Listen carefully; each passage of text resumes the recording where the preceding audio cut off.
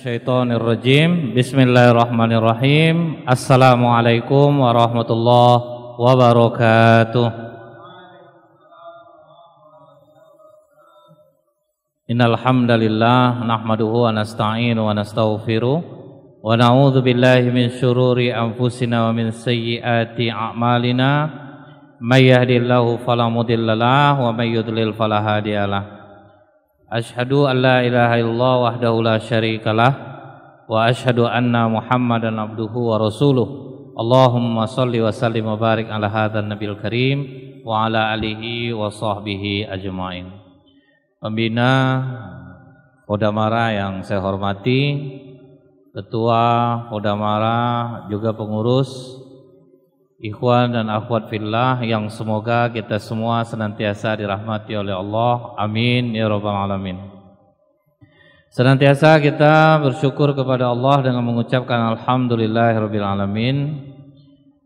Padahal malam minggu ini biasanya lebih banyak anak-anak muda ini memilih untuk mungkin kumpul keluarga, jalan sama teman-teman, tetapi alhamdulillah ternyata banyak juga remaja Pekanbaru ini yang lebih memilih hadir di majelis ilmu dan juga tidak kalahlah dengan remaja-remaja yang memilih untuk jalan-jalan di luar. Itu alhamdulillah. Semoga ikhwan dan akhwat selalu istiqomah memohon pertolongan kepada Allah, karena iblis memang tidak akan pernah istirahat.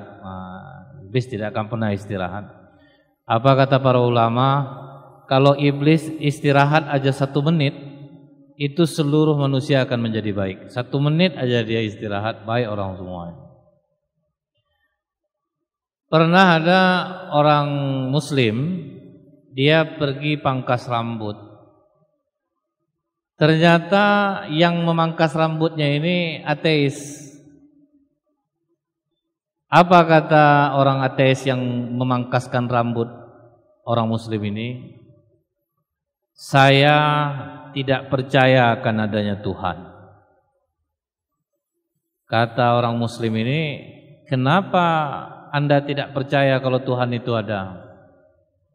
Kalau memang Tuhan itu ada, kenapa banyak orang sakit tidak sembuh? Kenapa banyak orang yang susah di luar? Itu menandakan Tuhan tidak hadir. Jadi saya yakin bahwa Tuhan itu tidak ada. Orang muslim ini diam aja. Selesai dia pangkas, dia keluar dari tempat pangkas itu, nampak dia laki-laki rambut gondrong. Dipegangnya laki-laki yang gondrong rambutnya ini, dibawanya masuk ke dalam tempat pangkas tadi. Kata orang muslim ini, Bapak benar. Ternyata memang betul tidak ada Tuhan di dunia ini. Dan saya pun mulai hari ini yakin bahwa tidak ada tukang pangkas di atas muka bumi ini. Kenapa Anda katakan tidak ada tukang pangkas? Kalau memang ada tukang pangkas ini, ngapa gondrong rambutnya? Banyak orang rambutnya panjang. Kata tukang pangkas ini karena dia tidak pergi datang ke tukang pangkas. Begitu juga lah kita. Kita susah, kita sakit, kenapa kita tidak datang kepada Allah? Disitulah baru sadar tukang pangkas ini bahwa selama ini kesalahannya adalah dia tidak mau mendekat kepada Allah dengan jalan yang sudah diajarkan oleh Rasulullah. Di situ banyak orang putus asa. Saya sudah rajin sholat, saya sudah rajin zikir, tapi kenapa jodoh susah, cari kerja payah? Karena apa? Kita tidak menjalankan apa yang diperintahkan oleh Allah dan Rasulullah. Misalnya lisan mesti berkata baik, ramah. Kalau kita jualan mesti melayani. Kalau kita jualannya jutek, setaat apapun kita sholat, mana mau orang dekat beli belanja sama kita? Misalnya ahwat, cantik betul wajah, mulut jahat, mana ada orang yang mau? Akhirnya Allah yang disalahkan dia. Nah, jadi lahir dari keputusasaan inilah banyak orang akhirnya memilih jadi ateis. Padahal bukan Allah yang salah, dia yang tidak mau menjalankan seperti yang diajarkan oleh Rasulullah. Jadi pada tahun 1955 di Surabaya itu ada tokoh ateis yang paling terkenal. Namanya justru nama Islam, Muhammad Ahsan. Kan bagus nama itu kan. Namanya Muhammad Ahsan. Dia ini berasal dari Malang. Kemudian dia akan berdebat dengan A. Hasan namanya. Jadi hampir-hampir sama namanya. Perbedaannya, yang satu adalah tokoh ateis, yang satu lagi adalah guru pesantren Persatuan Islam di Bangil. Kenapa mereka akhirnya akan berdebat? Karena si Muhammad Ahsan ini, dia pernah menulis di Surat Kabar Harian Rakyat tanggal 9 Agustus 1955. Dia katakan, saya meragukan keberadaan Tuhan. Jadi itu tulisan dia. Kemudian dia juga menolak keyakinan Islam bahwa orang yang berbuat kebaikan di dunia akan dibalas di akhirat. Itu ditolak oleh si Muhammad Ahsan ini. Jadi dia tidak yakin dengan adanya Tuhan, tidak percaya dengan masalah yang gaib. Akhirnya terjadi perdebatan itu, dan orang yang hadir sampai tumpah ruah. Dikatakan oleh si Muhammad, bukan Muhammad Ahsan, si Ahsannya, Hasan, dia katakan, Anda ingin pembuktian apa? Anda ingin mengetahui keberadaan Tuhan dengan akal, dengan pertimbangan, dengan panca indera, atau dengan apa? Kata orang ateis ini, saya ingin dengan panca indera. Karena kalau memang Tuhan bisa menciptakan bentuk, tentu Tuhan ini berbentuk pula. Nah, itu dia. Jadi orang ateis ini orang-orang pintar sebetulnya, sampai akhirnya dia menganggap akalnya lebih baik. Sekarang aja di Pekanbaru ini ada anak-anak sekolah yang pinter-pinter yang sudah meragukan keberadaan Tuhan. Contoh nih, bapak aku aja ndak sholat, kami kaya kok. Kalian rajin sholat, berhijab kalian ndak laku, payah kalian dapat jodoh. Kan itu cara mereka, karena mereka menganggap akal lebih hebat daripada agama. Makanya pertanyaan dari ateis ini, kalau memang manusia diciptakan berbentuk, tentu Allah itu berbentuk pula. Saya ingin tengokkan, coba engkau lihatkan Allah itu dalam bentuk nyata. Maka kata si Hasan yang dari guru pesantren ini, engkau punya akal tidak? Punya? Pernahkah engkau melihat akalmu? Tidak. Sedangkan yang di badan kau aja tidak bisa kau nengok. Sekarang kau ingin pula melihat keberadaan Tuhan. Kau percaya tidak London sama Inggris itu ada? Ada? Percaya dari mana? Dari cerita orang. Sedangkan dari cerita orang aja percaya kau akan keberadaan itu. Sementara keberadaan Tuhan sendiri kau tidak percaya. Tidak semua yang tidak ada bentuk itu tidak ada, kata yang Muslim. Ini sama dengan cerita seorang profesor yang merasa cerdas, melihat keluarga Muslim hidup bahagia, dia nanya, siapa yang membuat kalian bahagia? Kata keluarga Muslim ini, Allah. Pernahkah kalian melihat Allah? Tidak. Pernahkah kalian memegang Allah? Tidak. Di dalam ilmu pengetahuan, sesuatu yang tidak bisa dilihat, sesuatu yang tidak bisa dipegang, berarti tidak ada. Berarti Allah itu tidak ada. Kata orang Muslim, profesor dari mana tahu? Dari ilmu pengetahuan yang saya pelajari. Ilmu pengetahuan profesor itu disimpan di mana? Di otak saya. Pernahkah profesor menengok otak profesor? Enggak. Pernah enggak megang otaknya? Enggak. Betul berarti kata profesor. Sesuatu yang tidak bisa dipegang, sesuatu yang tidak bisa dilihat berarti tidak ada. Berarti profesor enggak ada otak. Langsung profesor itu terdiam. Nah, jadi dijawab juga pakai akal, akhirnya mereka kalah. Perdebatan itu mutlak dimenangkan oleh Muslim.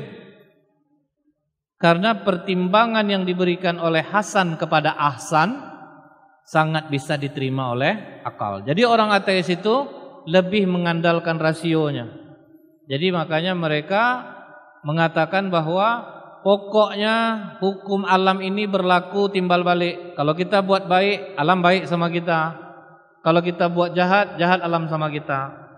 Kemudian sesi kedua, apa kata Hasan kepada Ahsan ini?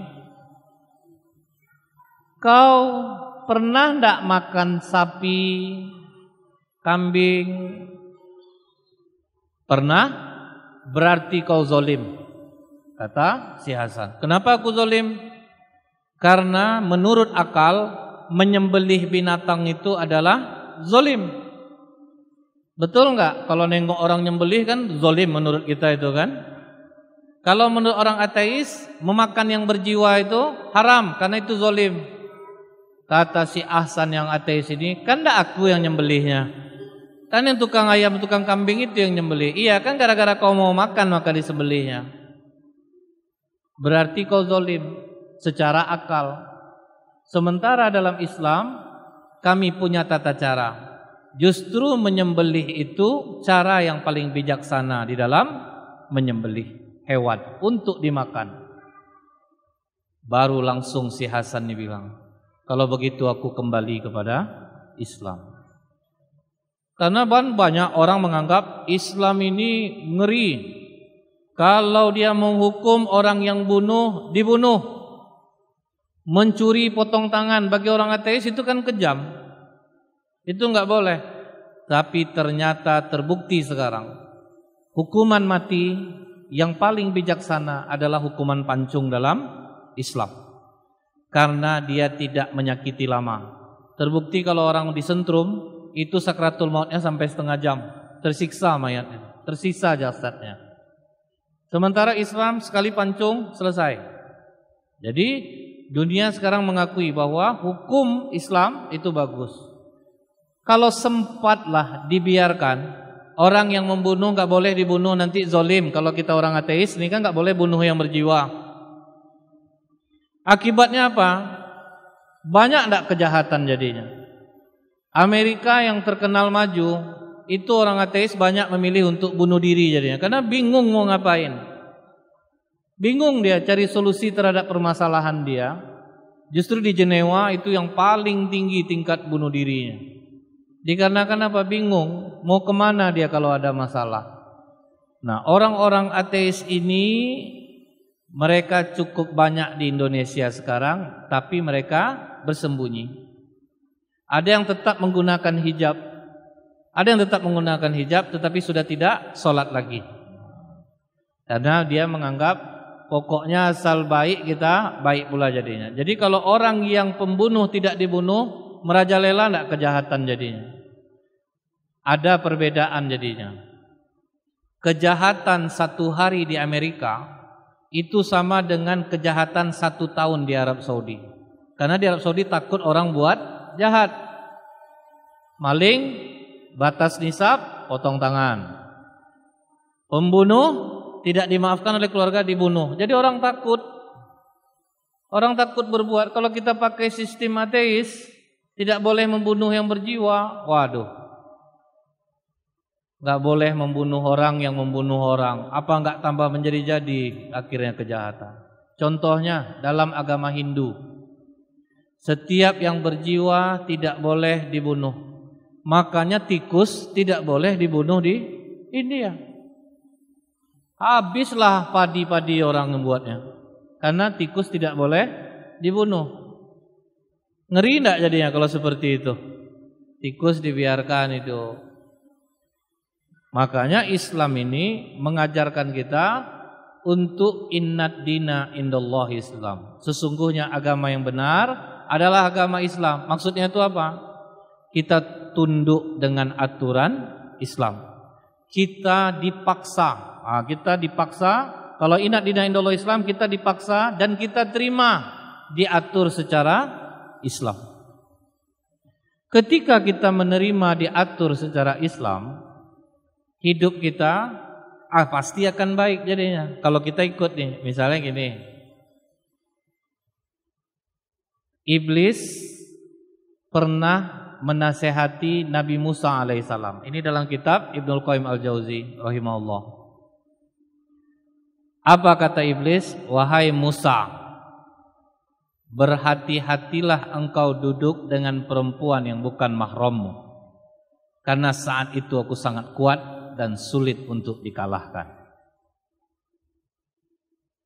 Jadi kalau kita yang tahu riwayat ini, seperti kata Rasulullah, tidak ada fitnah yang lebih aku takuti bagi seorang laki-laki adalah wanita. Kita ikut ini, bergaul kita hati-hati, tidak main hati berteman, baik laki-laki kepada perempuan, perempuan kepada laki-laki, ya kita baik. Tetapi kita jangan sampai melakukan seperti yang ditakutkan oleh iblis ini. Aku sangat kuat di saat kalian berdua dengan bukan mahrammu. Dalam arti ada rasa, itu sangat berbahaya. Iblis sangat kuat, itu walaupun pakai istighfar tetap juga terpegang jadinya tuh. Udah pakai a'udzubillahi minasyaitonirrajim tuh, udah doa betul kita, lewat tuh dibuatnya. Udah pakai a'udzubillahi minasyaitonirrajim. A'udzubillah. Yang perempuan terpegang astaghfirullahalazim. Enak pula rasanya. Mau pakai zikir apa enggak mempan lagi. Akhirnya berbuah apa? Jumpa resah, pisah gelisah. Mulai terbayang-bayang nih. Kalau sempat lama dibalas chat mulai risau. Itulah kalau main hati itu jadinya. Dia online, tapi tidak ada dibaca-bacanya. Udah dibaca, kok tidak dibalas ya? Kan risau jadinya. Itulah permainan iblis. Tapi kalau kita ikut aturannya, ini kisah nyata di Yaman. Pemuda buta penghafal Quran. Setelah banyak ilmu agamanya, tentu dia punya keinginan untuk menikah. Dia katakan kepada ayahnya, "Ayah, aku ingin menikah."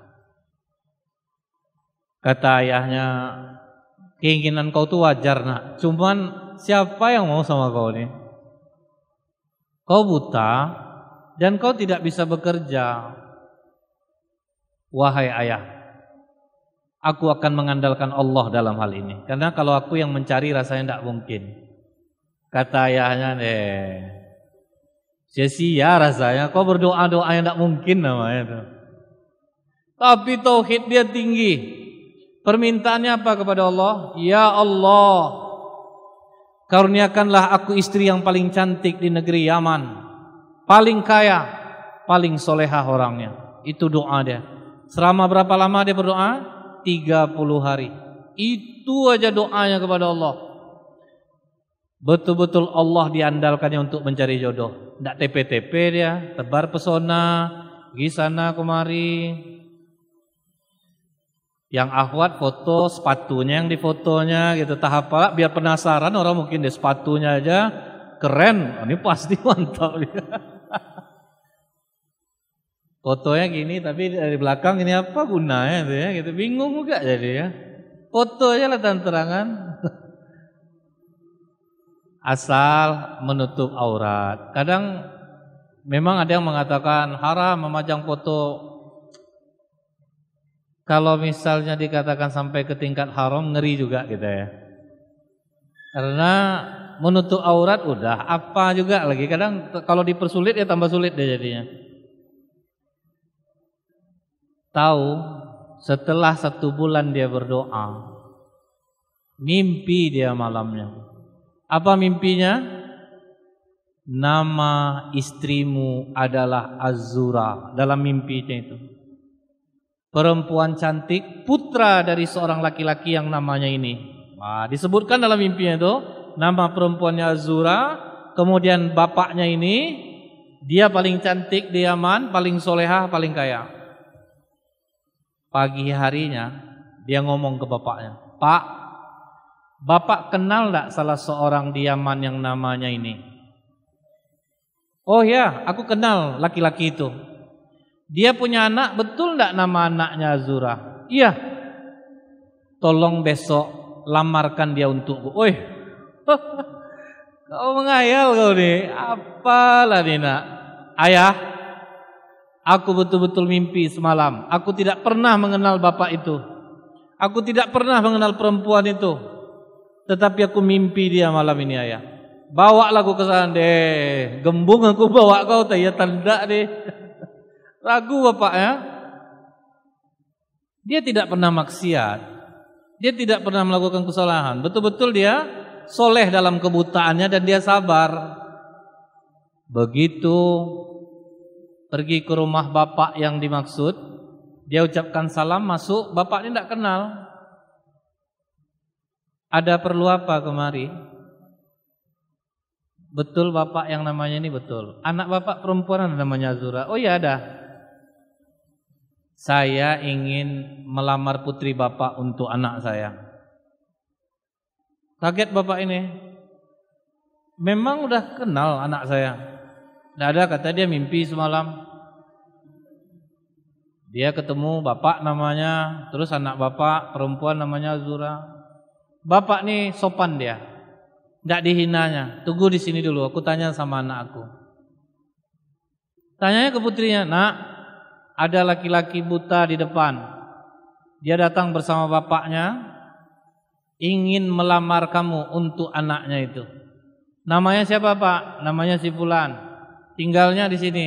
"Iya pak, aku mau sama dia." Kaget bapaknya, "Kok mau kau?" "Aku pun mimpi semalam bahwa dikatakan dalam mimpiku itu bahwa jodohku seorang pemuda Yaman yang buta matanya dan dia penghafal Quran." Lihat cara Allah mempertemukan. So sweet enggak? Ini enggak sabar, dipilih jalan laki-laki. Kalau enggak kenalan kita Ustadz, gimana kita mau dekat? Kalau enggak apa dulu kita kenal dulu, pret, manalah ada seperti itu. Jadi jangan mau ditipu lah. Nah, jangan kita kadang kita ini tidak ateis tapi punya pendirian seperti orang ateis. Semua serba akal. Kalau enggak gini kita mana bisa gini. Kalau enggak gini kita mana bisa gini. Kalau sekolah agama nanti apa kerja dia? Kan banyak orang akhirnya takut seperti itu. Takut sekolah agama nanti payah nyari kerja. Takut ini nanti kita harus jadi pegawai negeri. Kalau tidak jadi pegawai nanti payah makan. Kan aneh itu pendirian kita. Nah jadi jangan sampai kita seperti orang ateis. Kemudian timbul pertanyaan mengenai komunis. Nah, orang ateis dia lebih kalem tuh. Cuman yang berani terang-terangan yang orang Bukit Tinggi kemarin, Alexander Aan, orang Islam. Gara-gara di media sosial sering bergabung dengan orang-orang ateis. Kan ada kalau grup orang ateis ini free thinker. Itu punya komunitas mereka. Jadi mereka itu yang gabung di sana otak mesti terbuka. Jadi kalau mau ngina-ngina Tuhan tuh nggak masalah bagi mereka. Contohnya yang saya dengar, dia bilang apa? "Saya belajar jadi ateis ini, saya belajar dari Tuhan. Karena apa? Tuhan tidak mau bertuhan dengan Tuhan yang lain. Makanya saya tidak punya Tuhan," katanya. Gila nggak tuh? Jadi bebas menghina Tuhan. Cuman mereka sembunyi. Nah, berbeda dengan komunis.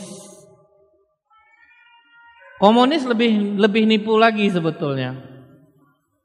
Makanya seperti Tan Malaka, itu kan petinggi komunis. Dia tetap sholat loh. Dia tetap zikir. Dia tetap taat. Dia mengatakan apa? Ideologi aja komunis. Karena apa? Ada sesuatu yang sepertinya bagus. Apa yang diperjuangkan komunis? Dia ingin tidak ada perbedaan antara orang kaya dan orang miskin. Mesti sama rata, sama rasa. Jadi semua yang dimiliki orang kaya harus dibagi rata dengan orang miskin. Mantap enggak? Hebat enggak? Siapa yang paling banyak masuk waktu itu? Tentu orang miskin. Akhirnya gabung. Mereka tidak tahu bahwa ideologi komunis itu bahayanya bagaimana? Karena dalam Islam adanya orang kaya, orang miskin. Orang kaya berzakat kepada orang miskin. Makanya kalau kita lihat akhirnya kenyataan apa? Sekarang ini yang masih kuat komunisnya siapa? Tiongkok. Tiongkok itu 87% komunis, sisanya dikit-dikit ada Buddha, ada Islam. Dan mereka itu tidak peduli, pokoknya musuh komunis ini adalah agama, mau agama apa saja. Jadi mereka ngeri nih. Makanya seperti kata Karl Marx ini yang pertama kali membuat paham sosialis komunis ini. Agama itu katanya candu, ngajarin yang enggak terbukti. Jadi yang betul itu adalah, makanya orang komunis itu sudah pasti ateis sebetulnya. Bahkan kata Buya Hamka, orang komunis yang masih sholat berarti belum matang komunisnya. Karena seharusnya orang komunis itu kan dia memang aturan itu tanpa Tuhan. Aturan mereka lah yang benar. Makanya orang-orang di Tiongkok itu tidak ada boleh dibilang rasa kasihan. Kucing dimakan. Pokoknya ngeri binatang, nengok binatang buas takut nengok dia mungkin tuh. Karena apa-apa dimakan, mereka tidak perlu, tidak ada rasa kasihan. Ini kita lihat yang terjadi di Indonesia aja. Kalau kita lihat PKI hanya 13 hari di Kresek, Madiun, 13 hari, itu 1920 orang yang mereka bunuh. Dan pembunuhan itu dilakukan seperti hukuman lingci. Ada hukuman di Cina, namanya hukuman lingci. Lingci itu sistemnya disiksa, gak boleh mati, memang sengaja disiksa. Misalnya potong telinga dulu, congkel mata satu, sayat, kulitin orang, itu namanya lingci. Jadi mereka ngeri cara sistem penyiksaannya. Tapi akhirnya mereka balikkan fakta sejarah, sang seolah-olah mereka itu difitnah. Karena gini, kalau komunis ingin semua harta rata. Kalau orang kapitalis ingin memanfaatkan orang, dia yang berduit. Jadi dua kepentingan ini berebut masyarakat. Yang kapitalis ngerebut, komunis ngerebut. Makanya mereka katakan kami difitnah. Karena kami orang komunis ini hanya ideologi saja, ingin memperjuangkan masyarakat. Tapi enggak taunya apa yang mereka lakukan ternyata sangat kejam. Karena setiap orang yang tidak mengakui agama, tidak ada keberadaan Tuhan, maka kesesatan dan kerusakan yang mereka timbulkan pasti lebih parah. Kalau kita lihat di museum di Kresek itu lengkap relief-relief yang mengerikan. Bahkan ada patung ulama yang pasrah untuk ditombak. Jadi kalau kita lihat 18 sampai 30 September 1948 itu pemberontakan dipimpin oleh Musso, tokoh komunis Indonesia yang pernah tinggal di Rusia, Uni Soviet. Nah, dia ini bersama kawan-kawannya, apa yang mereka lakukan waktu itu di Kresek itu, pembunuhan yang mereka lakukan,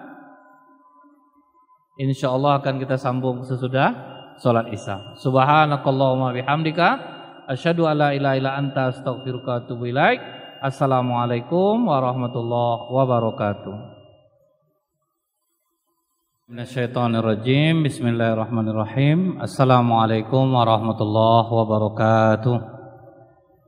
Alhamdulillahirabbil alamin, wassalatu wassalamu ala asrofil anbiya'i wal mursalin wa ala alihi wa sahbihi ajmain. Ikhwan dan akhwat fillah yang semoga kita semua senantiasa dirahmati oleh Allah. Kembali kita melanjutkan kenapa komunis atau ateis ini ditolak di dalam Islam. Ini kita bisa melihat yang pertama itu mereka menganggap bahwa yang benar nyata itu adalah yang hanya terlihat. Jadi sesuatu yang tidak terlihat tidak perlu dipercaya. Sementara hal yang tidak terlihat dalam Islam justru kadang menjadi landasan akidah kita. Allah gaib, percaya kepada malaikat, percaya kepada takdir, itu gaib. Kita ini dijadikan landasan, sementara orang komunis ateis tidak percaya akan hal ini. Sehingga mereka menganggap udah yang enggak terlihat itu berarti tidak ada. Tidak perlu dipercaya. Keberadaan Allah itu tidak benar, ada malaikat itu tidak ada, surga, neraka itu tidak ada. Itu pandangan orang ateis dan komunis. Nah, kenapa kita bisa lapang? Kalau kita percaya bahwa Allah Maha melihat, maka tindakan kita akan lebih hati-hati. Ada seorang murid yang sangat disayang oleh gurunya. Sampai-sampai murid yang lain mengatakan, "Guru, kami kan sama aja sama dia. Kenapa dia lebih guru perhatikan daripada kami?" Maka kata gurunya, "Kalian aku berikan sebuah benda. Kalian sembunyikan dimanapun di tempat yang tidak akan terlihat. Kalian sembunyikan benda-benda ini. Sibuklah semua menyembunyikan benda-benda." Murid yang diperhatikan gurunya ini, yang sangat disayang ini, dia sendiri yang tidak berhasil menyembunyikan bendanya. Didudukkan mereka semuanya. "Sudah kalian sembunyikan barang-barangnya?" "Sudah, guru." Ditengok di tangan murid kesayangannya, "Kenapa kamu? Kok tidak kamu sembunyikan?" "Rasanya tidak ada tempat yang bisa menyembunyikannya, wahai guru. Karena sesungguhnya Allah Maha melihat, makanya saya tidak bisa menyembunyikan benda ini." Maka kata gurunya, itulah yang membuat dia berlebih daripada kalian. Dia sangat yakin akan keberadaan Allah Maha melihat. Jadi kalau kita merasa diawasi Allah, takut nggak kita melakukan sesuatu yang buruk? Nah, itu untungnya. Jadi orang Islam karena yakin dia Allah Maha melihatnya, dia tidak mau macam-macam. Karena kita yakin dengan keberadaan malaikat, ada yang nyatat nih. Kalau kita buat salah, ada rakit, ada atid. Kita takut akhirnya melakukan kesalahan. Karena nanti semua akan disodorkan di akhirat. Nah, kita yakin itu. Makanya kita memilih untuk berteguh hati untuk tidak melakukan kesalahan. Nah, kemudian lagi percaya dengan takdir, itu kan gaib. Ada orang yang sudah berusaha dia melakukan pekerjaan dengan baik, tapi rupanya dia pas membawa kaca udah bagus-bagus dah, diikat kaca itu. Gak taunya sopirnya terpaksa ngerem mendadak, terantuk kaca itu pecah. Itu namanya takdir. Udah hati-hati, kena juga, terima takdir itu. Jadi kalau kita meyakini akan adanya takdir Allah, maka kita akan lapang. Ini semua dari Allah kok. Mudah-mudahan Allah akan menggantinya dengan yang lebih baik. Nah, itu untungnya kita beragama Islam. Kemudian orang komunis, mereka itu membagi masyarakat itu menjadi dua. Satu borjuis, kalangan orang-orang kaya. Satu lagi proletar, orang-orang miskin. Nah, karena ajaran mereka semua sama rasa, sama rata, maka orang miskin berhak atas harta orang kaya dan boleh didapatkan dengan cara apa saja. Jadi itulah ngerinya. Jadi dibolehkan. Apakah harus memaksa? Apakah harus membunuh? Apakah melaksanakan pembantaian? Itu boleh dilakukan. Ini contoh. Lenin, pemimpin di Rusia, tahun 1917 sampai 1923. Berarti berapa tahun tuh? 17 ke 23? 4 tahun. Berapa banyak dia membunuh orang? 500.000 orang. Karena boleh mengambil harta orang. Pokoknya orang miskin mesti sama hidupnya sama orang kaya. Kemudian Stalin di Rusia juga. Berapa yang dia bantai? 6 juta orang. Itulah ngerinya kalau komunis bercokol. Karena darah macam kami ini halal nih. Bagi orang komunis, darahnya halal. Kemudian ada lagi yang namanya Mao Zedong di Cina. Tahun 1975 sampai 1978, cuma 3 tahun. Berapa orang dibunuhnya? 40 juta orang. Ini fakta sejarah. Karena yang tidak seideologi sama mereka, maka halallah darahnya. Cuman yang diserang betul siapa dulu waktu di Madiun itu? Santri dan ulama. Karena memang itu yang menentang mereka. Maka ada semboyan, PKI ini partai besar yang tidak sempat tua. Adanya PKI dari kapan? Dari zaman Belanda. Kemudian zaman Jepang ingin merubah ideologi, barulah di tahun 65 itu. Ingin merubah ideologi Pancasila menjadi ideologi komunis. Jadi kalau bagi mereka halal, semuanya itu halal. Kemudian ada lagi yang namanya Pol Pot di Kamboja. 1975, 1979. Hanya berapa tahun? 4 tahun. 2,5 juta orang dia bunuh. Eropa Timur dibantu oleh Uni Soviet membantai 1 juta orang. Amerika Latin 150.000 orang dibunuh. Afrika 1,7 juta yang dibunuh. Najibullah Afghanistan, ini juga PKI. 1,5 juta orang rakyatnya sendiri dibantai. Jadi kalau kita lihat tayangan di Cina itu, bukan orang Islam aja yang disiksa. Cara mereka mengusir orang maupun perempuan boleh dijambak, boleh dipukul kok. Contoh, kalau kita kan misalnya ini ada Satpol PP. Kalau mau ngusir orang dagang kan disuratin dulu kan, suratin dulu. Kalaupun marah betul nanti dibongkar, tapi kan nggak dipukulin. Tapi kalau di Tiongkok, kalau kita lihat rekaman-rekaman video di YouTube, mau perempuan dihantam, diterajang, ditinju, nggak apa-apa sama mereka. Jadi itulah ngerinya kalau hidup tidak bertuhan, bebas, mau apapun boleh dilakukan. Contohnya siapa? Fir'aun. Fir'aun kan menganggap dirinya yang Tuhan. Itu rata orang Bani Israel itu hampir berapa ribu, belasan ribu anak bayi yang dibunuh oleh Fir'aun. Karena dia takut kekuasaannya goyang.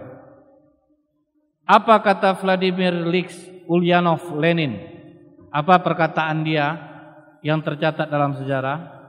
Saya suka mendengarkan musik, kata dia. Tapi di tengah revolusi perang sekarang ini, yang perlu adalah lebih suka saya membelah tengkorak, menjalankan keganasan dan berjalan dalam lautan darah. Itulah orang komunis. Pokoknya membelah orang, membunuh orang paling suka dia. Satu lagi apa tulisan Lenin ini? Tidak jadi soal bila 3/4 penduduk dunia habis, asal tinggal 1/4 itu adalah komunis. Untuk melaksanakan komunisme kita tidak gentar berjalan di atas mayat 30 juta orang. Jadi itulah dia mendoktrin orang-orang pengikut dia. Nah, orang yang ikut dia kan pasti teriming-iming lah, enak lah. Orang miskin, kamu mau kaya enggak? Mau hidup sejahtera? Masuk komunis. Karena nanti hidup sama rata. Tidak ada kaya, tidak ada miskin. Semua rata. Tetapi ini hanya ilusi jadinya. Karena dalam ideologi komunis, itu seluruh harta yang ada dikuasai oleh pemerintah. Pemerintah yang berkuasa. Akhirnya kita coba ambil contoh negara Korea Utara. Bagaimana di Korea Utara itu masyarakat tidak bisa melakukan apa-apa. Semua dikuasai oleh Kim Jong-un. Jadi tidak boleh ada internet. Bahkan tidak boleh ada internet di Korea. Semua orang yang masuk diawasi. Pokoknya kalau udah ada yang liburan di sana semua diawasi. Kecurigaan makin tinggi. Nah, jadi kalau kita jalannya salah, kecurigaan kita makin tinggi. Jadi diikutin kemana-mana. Kemudian kita juga bisa melihat masyarakat Korea Utara itu tuh hidupnya, rakyatnya itu menderita karena harta dikuasai oleh kekuasaan pemerintah mutlak. Sedangkan Kim Jong Un itu aja, menteri pertahanannya tertidur sedang rapat, hukuman matinya pakai apa? Pakai rudal. Jadi betul-betul mengerikan memang. Dan itu tersiar kok ke seluruh dunia. Cuma gambar videonya tidak ada, tetapi di berita dikatakan tertidur dia sedang rapat dengan Kim Jong Un, maka dihukum dengan rudal anti pesawat. Berapa besarnya itu? Udah bingung nyari mayatnya itu, dibuatnya itu, serpihannya aja pun tidak nampak lagi itu. Itulah ngerinya kalau misalnya komunis itu berkuasa. Awalnya macamnya enak, lama-lama dia akan bergeser, akhirnya harta sudah dikuasai pemerintah. Tentu bangkit sayang dengan harta itu lagi, makanya beredar hanya di antara mereka. Rakyat nggak bisa apa-apa.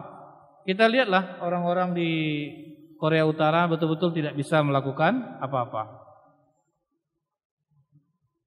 Dan misi dari komunis ini adalah dia berusaha menekan warga harus patuh terhadap pemerintah. Apapun mereka harus patuh.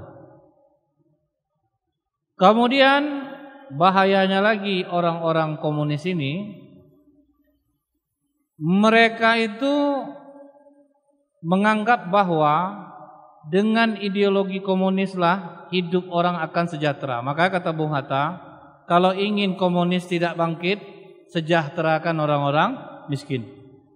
Rasulullah kan udah ngasih tahu, kemiskinan dekat kepada kekufuran. Jadi makanya nih kita besok yang kaya, perhatikan orang-orang miskin. Makanya doa Rasulullah itu apa? Ya Allah, jadikanlah aku miskin, mencintai orang-orang miskin. Maksud miskin itu apa? Kita kaya tapi kepedulian kita tinggi kepada orang-orang miskin. Jadi dulu di Madinah itu dekat masjid ada namanya Ahlus Sufah yang tinggal di sekitar masjid. Itu kan dibiayai negara. Jadi kita ini perhatikanlah orang-orang miskin di dekat kita. Kalau kita kaya, jangan kita menjadi orang kapitalis. Kekayaan hanya untuk saya. Kalian miskin ya karena kalian malas, kan sering seperti itu. Bantu saudara kita yang miskin. Makanya dalam Islam ini, kalau kita mau bantu kepada siapa dahulukan? Karib kerabat, orang-orang dekat. Jadi jangan kawan dibantu jauh-jauh. Sama kawan baik, sama adik jahat. Kawan minjam Honda, pinjamlah, pakailah. Isi minyak, santai lah kau macam orang lain aja mah. Tiba adik minjam bang, pinjam minyak, kau memakai pandai kau isi minyak nak mau. Tiba giliran adiknya ngamuk dia.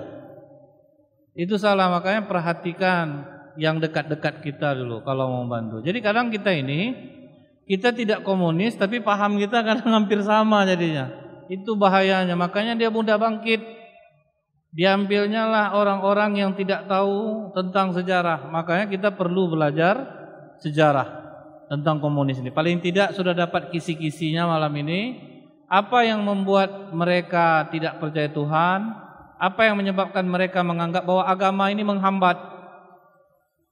Makanya kalau pengusaha Islam yang kaya itu bagus, masuk waktu sholat, bisa karyawannya sholat. Tapi kalau sempat orang yang menganggap agama ini penghambat, akhirnya banyak karyawannya yang tidak bisa sholat jadinya. Nah, jadi kita generasi muslim ini mesti hati-hati. Kita ini perlu untuk kaya, tetapi tidak harus. Tidak harus maksudnya apa? Kalau harus, kita akhirnya menghalalkan segala cara. Akhirnya paham kita jadinya paham komunis. Karena komunis menghalalkan segala cara untuk mencapai tujuan. Jadi mudah-mudahan kajian kita malam hari ini bisa membuat kita tersadarlah hati-hati dengan kebangkitan komunis. Tapi alhamdulillah mereka memang tidak pernah tua. Karena pemerintah kita, TNI, Polri kita terus mengawal adanya keberadaan ini. Jadi insya Allah pemerintah kita tetap dengan ideologi Pancasila. Jadi kita jangan pula mudah terhasut gara-gara ada berita akhirnya pemerintah yang kita salah-salahkan. Cari dulu kebenarannya. Jangan sampai kita mudah termakan hoax. Jadi hati-hati nih. Kadang menuduh pemerintah lah begini pemerintah. Jangan terlalu kita seperti itu. Jangan ambil sembarang berita terus kita telan. Dan itu sudah pernah kita bahas. Cari faktanya dulu. Telusuri dulu apa benar seperti itu. Tapi memang rasanya pemerintah Indonesia tegas kok terhadap kebangkitan komunis di Indonesia ini, insyaallah. Baik, sampai di sini yang mau bertanya silakan. Ada dalam bentuk tulisan, silakan.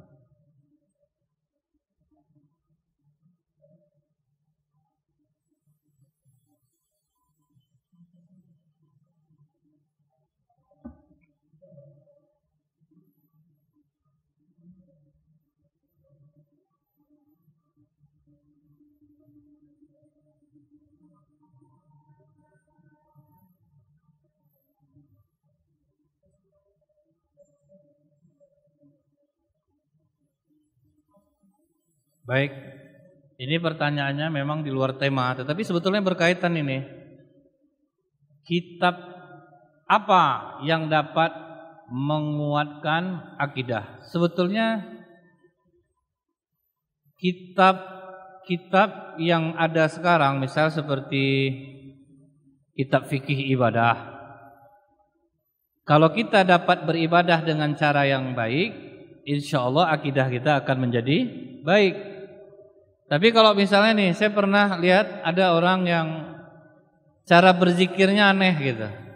Jadi misalnya la-nya kepala kanan ke atas, H-nya ke sebelah situ, I-nya kemari, lallahnya ke dada, kan itu sesuatu yang aneh. Jadi makanya akidahnya susah kuatnya jadinya. Makanya kita penting juga untuk mengetahui mengenai fikih. Itu bisa menguatkan akidah kita. Kemudian seperti buku-buku tentang tauhid, kan banyak ini yang dijual nih tentang tauhid, ketuhanan esa, maksudnya Allah itu maha ahad, satu. Itu juga bisa menguatkan akidah kita.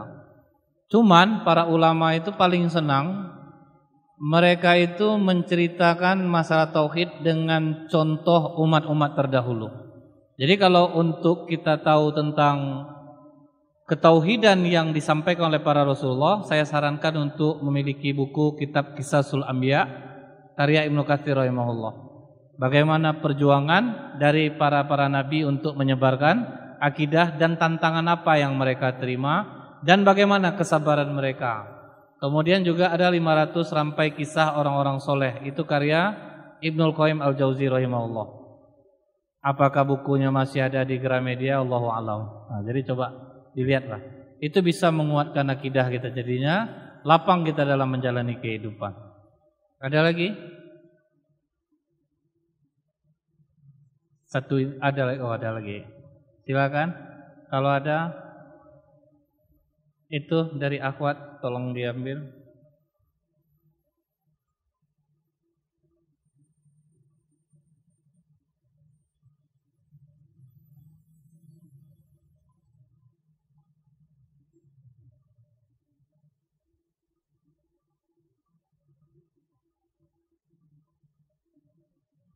Kenapa Presiden Soekarno menyatukan Nasakom, nasionalis, agamis, dan komunis, sementara agama dan komunisme adalah hal yang bertolak belakang? Karena kita ini negaranya besar, jadi maksud Soekarno itu merangkul semuanya.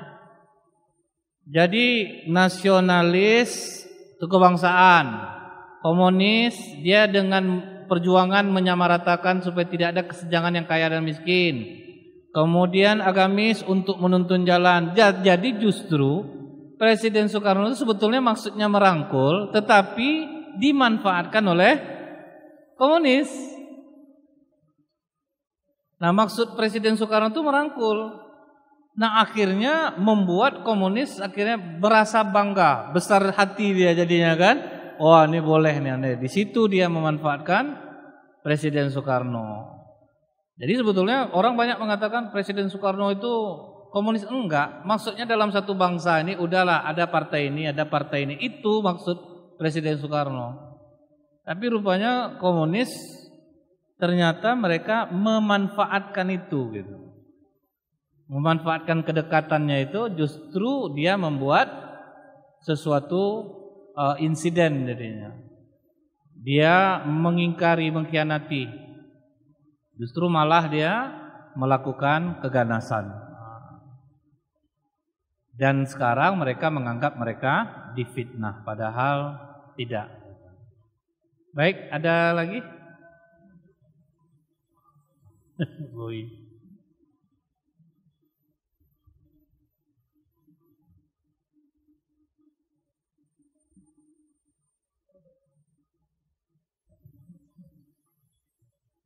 Bagaimana cara kita menanggapi orang yang mempunyai peranggapan bahwa semua agama itu baik, dan bagaimana cara menanggapi pertanyaan-pertanyaan? Ya.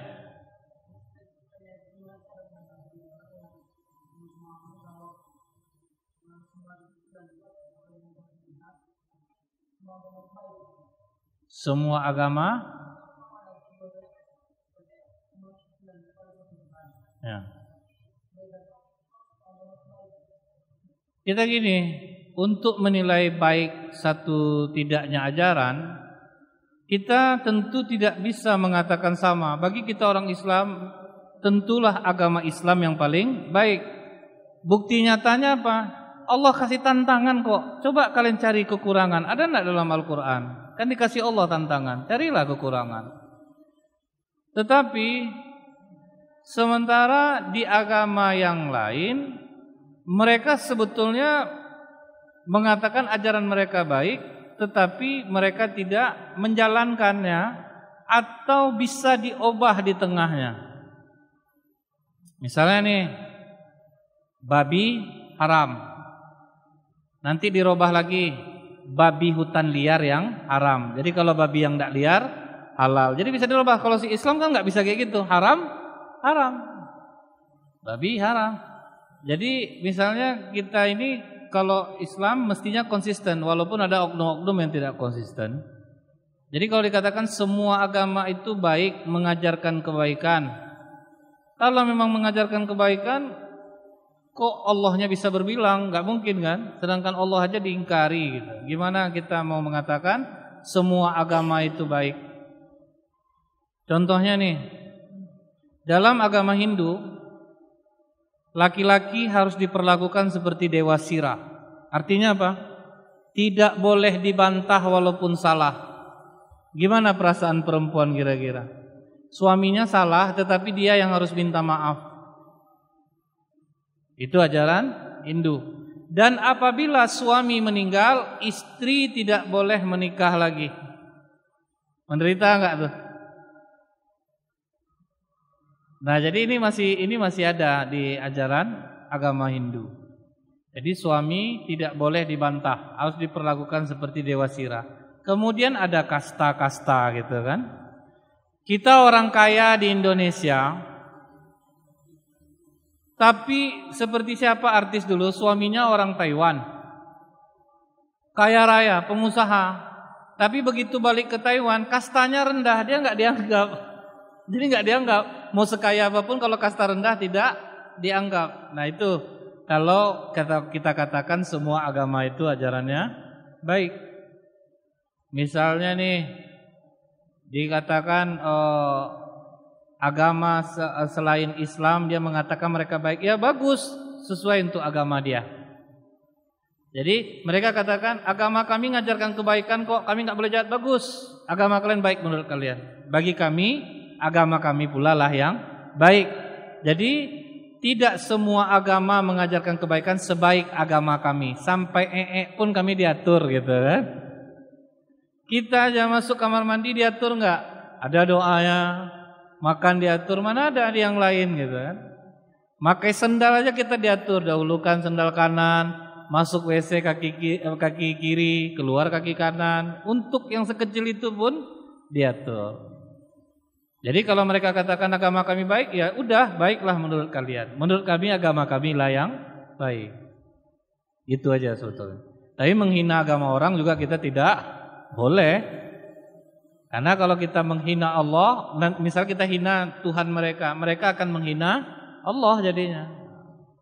Jadi tidak boleh juga menghujat. Mereka menganggap agama mereka baik, silakan. Kalau kami menganggap agama kami yang baik, kan selesai kan? Baik, ada yang lain? Baik, kalau tidak ada, kita tutup majelis kita ini dengan doa kafaratul majelis. Subhanakallahumma bihamdika asyhadu alla ilaha illa anta astaghfiruka wa atubu ilaik. Oh, ada satu lagi. Nggak kelihatan tadi. Sebelum ditutup. Bagaimana cara meningkatkan keimanan jika daerah yang kita tempati ketat dengan adat istiadat? Sebetulnya gini, kalau misalnya kita ini masih ada kesempatan untuk bisa keluar dari misalnya ada istiadat yang sangat kental dan banyak yang tidak sesuai kadang dengan pemahaman Islam yang baik dan sudah disepakati. Ya kita tidak harus selalu di sana, karena kalau misal kita tetap berkutat di sana tentu kita nanti akan terbawa. Jadi kita bisa untuk tidak berada di sana, ataukah kita pergi dulu atau kemana dulu? Karena yang lebih berat sebetulnya ujian keimanan saudara-saudara Islam yang seperti di Prancis, Paris gitu. Depan masjid ada diskotik gitu. Sebetulnya sama sih beratnya. Justru kadang di daerah yang kental adat istiadat ini kita bisa makin kuat imannya. Dikarenakan apa? Kita tahu itu salah dan itu perjuangannya berat. Tapi kalau khawatir hati kita akan terikut nantinya, maka disarankan untuk bisa bergeserlah dari sana. Karena bumi Allah ini kan luas juga gitu. Jadi jangan berkutat di sana. Berhubung makanan sudah sampai, kita tutup kajian kita ini. Assalamualaikum warahmatullahi wabarakatuh. Makan datu susun loh.